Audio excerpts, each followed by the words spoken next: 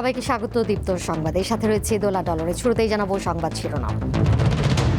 পটুয়াখালীতে বনদস্যুদের থাবা আর সমুদ্রের করাল গ্রাসে হারিয়ে যাচ্ছে বনাঞ্চল, বিপন্ন হচ্ছে প্রাণী। সাউথ আফ্রিকায় একটি দোকানে ভয়াবহ আগুনে 6 বাংলাদেশের মৃত্যু, সবার বাড়ি নারায়ণগঞ্জে। নওগাঁয় দেশের প্রথম পোনা মাছের রেস্ট হাউস, সেখান থেকে পোনা যাচ্ছে বিভিন্ন জেলায়।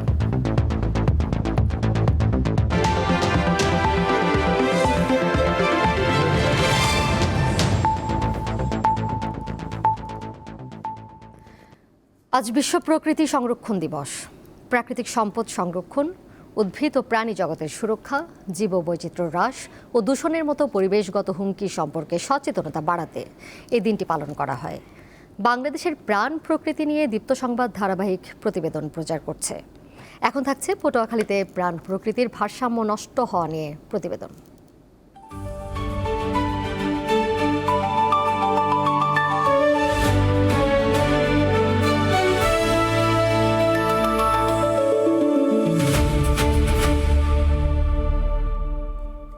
পটুয়াখালীতে দিন দিন হারিয়ে যাচ্ছে প্রাণ প্রকৃতির ভারসাম্য।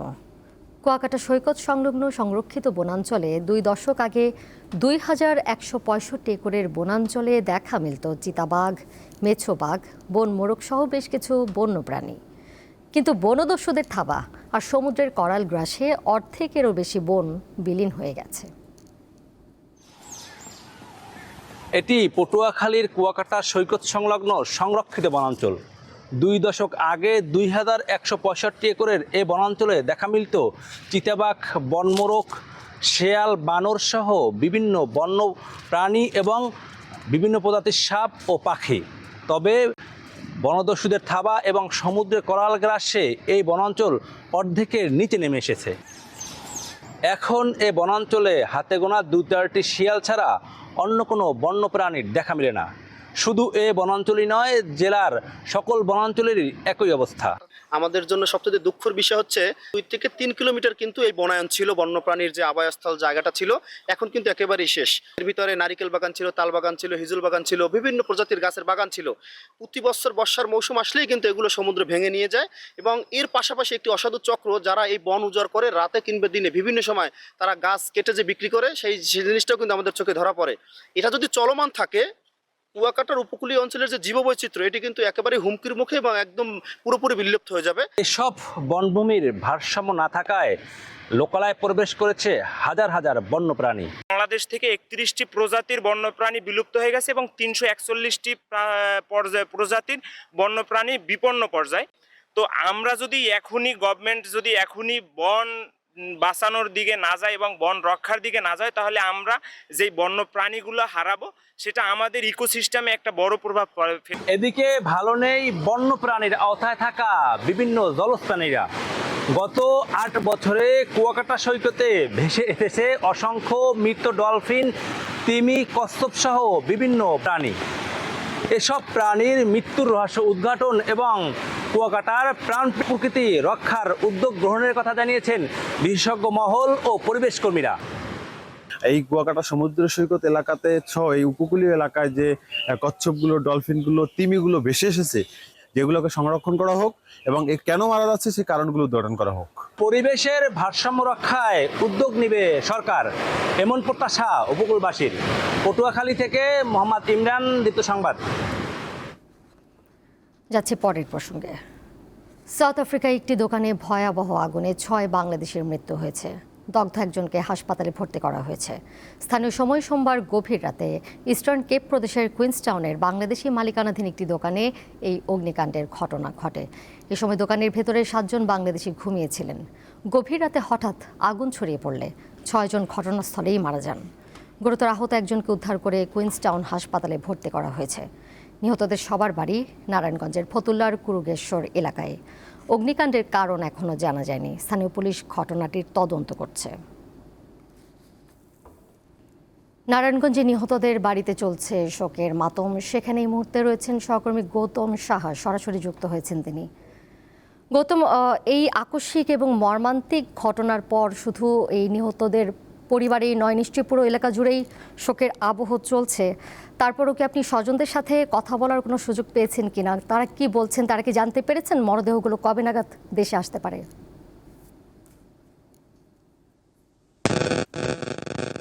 দক্ষিণ আফ্রিকা 6 জন মৃত্যুবরণ করেছেন। এদের মধ্যে 5 জনই 4 জন নারায়ণগঞ্জের আলিপটেকের বাসিন্দা এবং একজন কিন্তু মুন্সিগঞ্জ জেলার বাসিন্দা। আমরা এখন অবস্থান করছি নারায়ণগঞ্জের আলিপটেকের যারা নিহত রয়েছে সে স্বজনদের বাড়িতে। এখানে মূলত স্থানীয় এবং পরিবারদের মাঝে কিন্তু এক ধরনের শোকের মাতম চলছে। তাদের কান্নায় কিন্তু পুরো পরিবেশ ভারী হয়ে উঠেছে। আমরা এখানে স্বজনদের সাথে কথা বলার চেষ্টা করেছিলাম। তারা যেহেতু তাদের স্বজন মারা গিয়েছে, তারা কান্নায় ভেঙে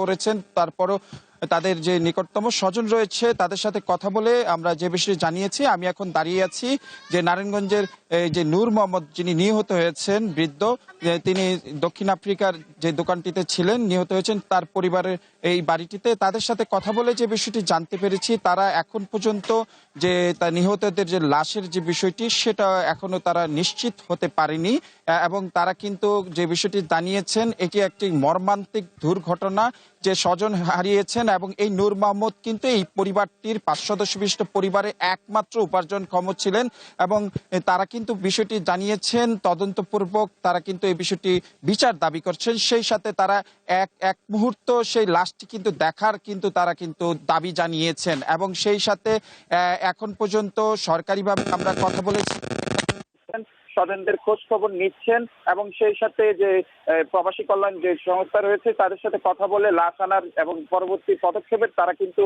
ব্যবস্থা নেবেন সে বিষয়ে জানিয়েছেন।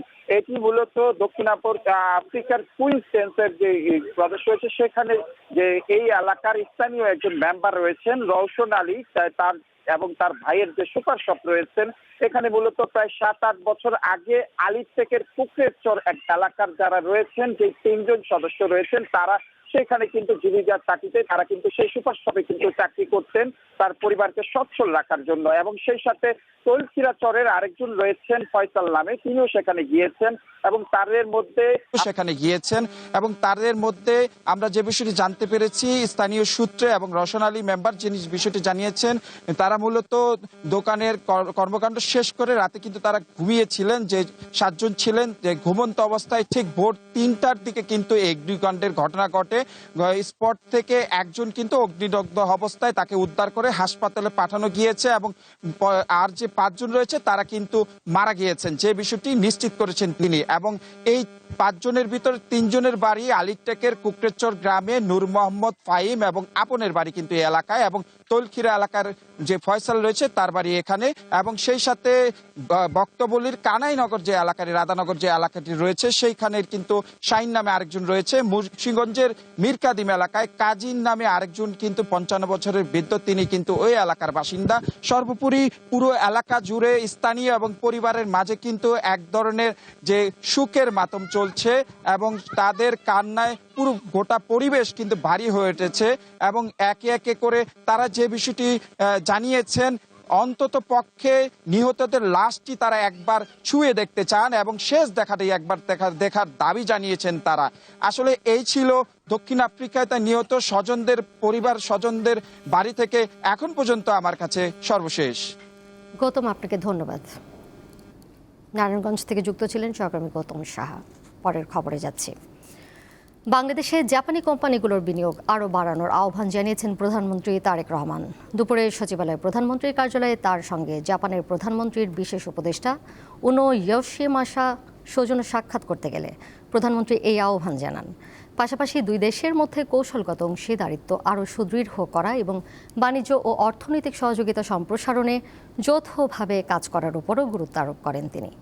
নারায়ণগঞ্জের 2500-এর মতো আরও একটি শিল্প পার্ক স্থাপনে জাপান আগ্রহী হলে বাংলাদেশ সরকার সব ধরনের সহায়তা করবে বলেও জানান প্রধানমন্ত্রী।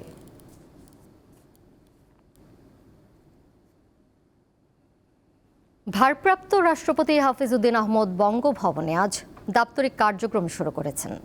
দুপুর 12টার দিকে বঙ্গভবনে পৌঁছালে তাকে গার্ড অফ অনার দেওয়া হয়। পরে ভারপ্রাপ্ত রাষ্ট্রপতি সংশ্লিষ্ট কর্মকর্তাদের সঙ্গে মতবিনিময় করেন এবং প্রয়োজনীয় দাপ্তরিক নথিতে স্বাক্ষর করেন। গত শুক্রবার রাষ্ট্রপতির পদ থেকে মোহাম্মদ শাহাবুদ্দিন পদত্যাগ করলে সংবিধান অনুযায়ী জাতীয় সংসদের স্পিকার হাফিজউদ্দিন আহমদ ভারপ্রাপ্ত রাষ্ট্রপতির দায়িত্ব গ্রহণ করেন। সংবিধানের 123 অনুচ্ছেদ অনুযায়ী 90 দিনের মধ্যে নতুন রাষ্ট্রপতি নির্বাচন করতে হবে।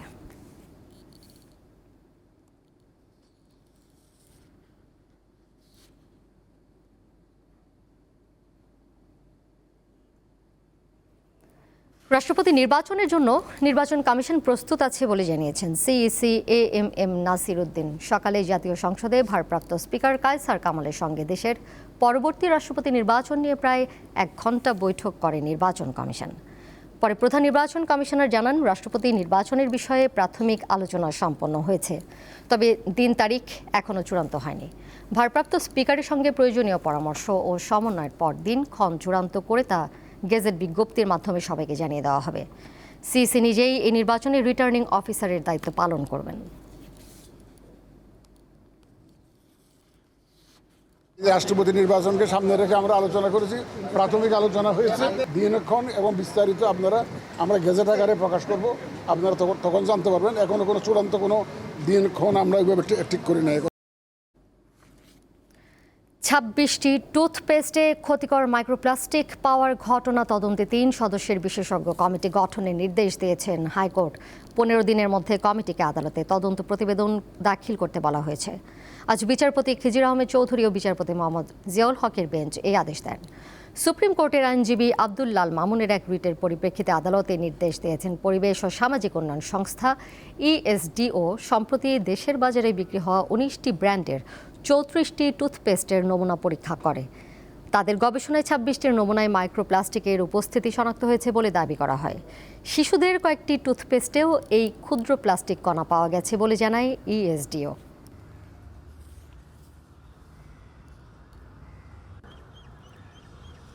টুথপেস্টে অধিক পরিমাণ আপনার মাইক্রোপ্লাস্টিক পাওয়া গেছে।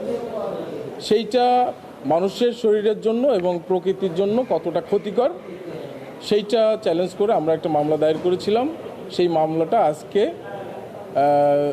মিস্টার জাস্টিস খিজির আহমেদ চৌধুরী এবং মিস্টার জাস্টিস জিয়াউল হকের কোর্টে শুনানি হয়েছে। শুনানি অন্তে মাননীয় বিচারপতি সন্তুষ্ট হয়ে আমাদেরকে রুল দিয়েছেন এবং একটি ডাইরেকশন দিয়ে 15 দিনের মধ্যে একটি রিপোর্ট দেওয়ার জন্য অনুরোধ বলেছেন এবং সেখানে সায়েন্স ল্যাবরেটরির একজন, বুয়েটের একজন এবং বিএসটিআর একজন, এই 3 জনকে 15 দিনের মধ্যে একটা রিপোর্ট প্রদান করার জন্য বলছে। সম্পদের হিসাব বিবরণী দাখিল না করায় বাংলাদেশ ব্যাংকের সাবেক ডেপুটি গভর্নর শীতাংশু কুমার সুর চৌধুরী ওরফে এস.কে সুর চৌধুরীকে 3 বছরের কারাদণ্ড দিয়েছেন আদালত। আজ ঢাকার দ্বিতীয় বিশেষ জজ আদালতের বিচারক আয়েশা নাসরিন এর রায় ঘোষণা করেন। রায় ঘোষণার আগে এস.কে সুর চৌধুরীকে কেরানীগঞ্জ কেন্দ্রীয় কারাগার থেকে আদালতে হাজির করা হয়। মামলার নথি অনুযায়ী এস.কে সুর চৌধুরীর বিরুদ্ধে জ্ঞাত আয় বহির্ভূত সম্পদ অর্জনের অভিযোগে তার এবং তার উপর নির্ভরশীল ব্যক্তিদের সম্পদ বিবরণী দাখিলের নির্দেশ দিয়েছিল দুর্নীতি দমন কমিশন, কিন্তু নির্ধারিত সময়ের মধ্যে তিনি তা দাখিল না করায় মামলা রুজু করে দুদক।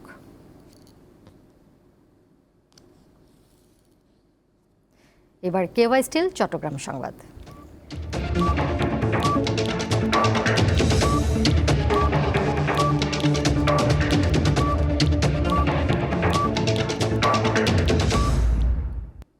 বিশ্ব হেপাটাইটিস দিবস উপলক্ষে চট্টগ্রাম লিভার কেয়ার সোসাইটির উদ্যোগে আজ চট্টগ্রামে র্যালি ও আলোচনা সভা অনুষ্ঠিত হয়েছে।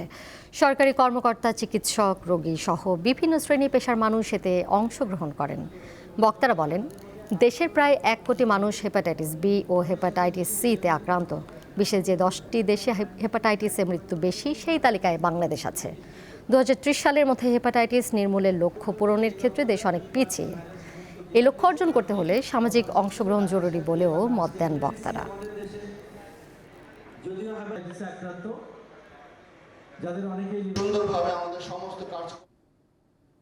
চট্টগ্রাম নগরের আকবরশাহ এলাকায় বিশ্ব কলোনিতে চুরির ঘটনায় 2 আসামিকে গ্রেপ্তার করেছে পুলিশ।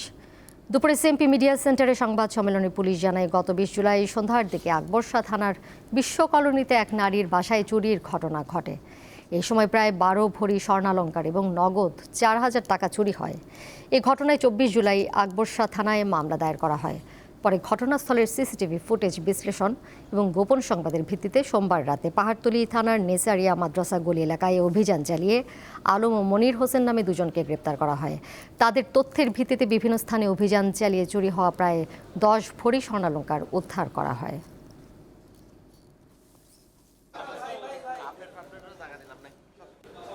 শরীয়তপুরের নড়িয়া উপজেলায় স্বামীকে বেঁধে রেখে স্ত্রীকে সংঘবদ্ধ ধর্ষণের অভিযোগ উঠেছে। ঘটনায় 3 জনকে আটক করা হয়েছে। পুলিশ জানায় সোমবার সন্ধ্যায় মাদক ব্যবসায়ী ধরার কথা বলে ভুক্তভোগীর স্বামীকে মোবাইল ফোনে ডেকে নিয়ে যায় আটককৃতরা। পরে স্বামীর গলায় ছুরি ধরে স্ত্রীকে সংঘবদ্ধ ধর্ষণ করে তারা। এক পর্যায়ে স্থানীয়রা এগিয়ে এলে মাদক ব্যবসায়ীরা পালিয়ে যায়। খবর পেয়ে পুলিশ ঘটনাস্থলের থেকে দম্পতিকে উদ্ধার করে। বর্তমানে ভুক্তভোগীরা শরীয়তপুর সদর হাসপাতালে চিকিৎসাধীন আছেন।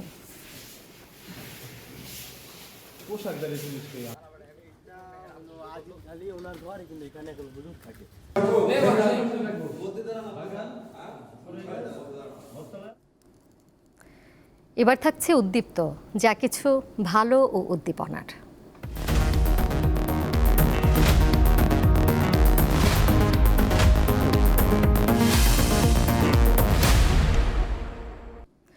মাছ চাষের সনাতন পদ্ধতিতে নীরব বিপ্লব ঘটিয়েছে নওগাঁর রানীনগর উপজেলার পারৈল ইউনিয়ন। সেখানে গড়ে উঠেছে 9টি বিশেষায়িত রেণু পোনার রেস্ট হাউস, যেখানে পোনা মাছগুলোকে প্রকার ও আকার অনুযায়ী রেস্ট দেওয়া হয়। এই রেস্ট হাউসগুলো থেকে মাছ চাষিদের চাহিদা অনুযায়ী দেশের বিভিন্ন স্থানে পোনা সরবরাহ করেন ব্যবসায়ীরা। মাছের পোনা রেস্ট হাউস, যে রেস্ট হাউসে এখানে বিভিন্ন মাছ ব্যবসায়ীরা তাদের পছন্দ মাফিক বিভিন্ন মাছের পোনা সংগ্রহ করে এই মাছের রেস্ট হাউসে আসেন। এসে এখানে যে বিভিন্ন ধরনের ঘর করা আছে সেসব এক একটি ঘরগুলো সে মাছ ব্যবসায়ীরা ভাড়া নেন। ভাড়া নিয়ে এখানে মাছের পোনাগুলোকে পাকা করেন। পাকা করার পরে এখান থেকে ক্রেতাদের চাহিদা মাফিক বাংলাদেশের যে কোনো জায়গায় এখান থেকে মাছ ব্যবসায়ীরা এই মাছের পোনাটি সংগ্রহ করেন। সংগ্রহ করে তারা দেশের বিভিন্ন জায়গাতে পৌঁছে দেন। বাংলাদেশের ভিতর এটাই প্রথম। এখানে আমরা হাউস ভাড়া নেওয়ার পরে বিভিন্ন মাছটা পাকা করার পরে তারপরে বিভিন্ন জায়গায় আমরা দিয়ে আসি। আমরা এই মাছ যশোর, খুলনা, বরিশাল, ভোলা, চিটাগাং, খাগড়াছড়ি, বান্দরবন সব জায়গায় আমরা ট্রাক যুগে বিতরণ করি। পাঙ্গাস, রুই, মিরকা, কাতল, কালবাউ সব আছে এখানে। এখানে যে রেস্ট হাউসগুলো আছে সেই রেস্ট হাউসের সঙ্গে যারা যুক্ত তারা জানিয়েছেন যে তারা যদি সরকারি পৃষ্ঠপোষকতা পেত কিংবা সরকারি যদি সহযোগিতা পেত তাহলে এখানকার যে মাছের যে পোনার যে পানি নিষ্কাশনের যে ব্যবস্থা সেটা যদি উন্নত করা হতো এবং বিদ্যুৎ চলে যাওয়ার পরেও যদি এখানে মাছের যে পানির যে অক্সিজেন সরবরাহ সেটা যদি ব্যবস্থা করা যেত তাহলে এই মাছের রেস্ট হাউসটি সারা বাংলাদেশের মধ্যে যেমন মৎস্য খাতে অবদান রাখতো মাছের পোনা উৎপাদন করে এবং এর সঙ্গে যারা যুক্ত আছে হাজার হাজার কর্মজীবী মানুষরা তারাও এখান থেকে ব্যাপকভাবে উপকৃত হতো। কিছু প্রশাসন থেকে শুরু করে ইউনো মহোদয়েরা যদি আমাদেরকে একটু সহযোগিতা করে পানির নিষ্কাশন, তারপর আপনার হলো সৌর বিদ্যুৎ, অনেক সময় বিদ্যুৎ থাকে না, আমাদের অনেক প্রবলেম হয়ে যায় হাউসে পানি করার জন্য, ট্যাঙ্কিতে পানি করার জন্য। তো তাই মাছের রেস্ট হাউসের সঙ্গে যারা যুক্ত আছেন তাদের দাবি যেন সরকারি পৃষ্ঠপোষকতায় এখানে যে কয়েকটি মাছের রেস্ট হাউস আছে সেগুলো আধুনিকায়ন করা হয়। মোহাম্মদ আব্দুর রউফ, দীপ্ত নিউজ, নওগাঁ। এর সাথে শেষ করব দীপ্ত সংবাদ। যাবার আগে শিরোনামগুলো জানিয়ে দিব আরও একবার। পটুয়াখালীতে দস্যুদের থাবা আর সমুদ্রের করাল গ্রাসে হারিয়ে যাচ্ছে বনাঞ্চল, বিপন্ন হচ্ছে প্রাণী। সাউথ আফ্রিকায় একটি দোকানে ভয়াবহ আগুনে 6 বাংলাদেশের মৃত্যু, সবার বাড়ি নারায়ণগঞ্জে। নওগাঁয় দেশের প্রথম পোনা মাছের রেস্ট হাউস, সেখান থেকে পোনা যাচ্ছে বিভিন্ন জেলায়।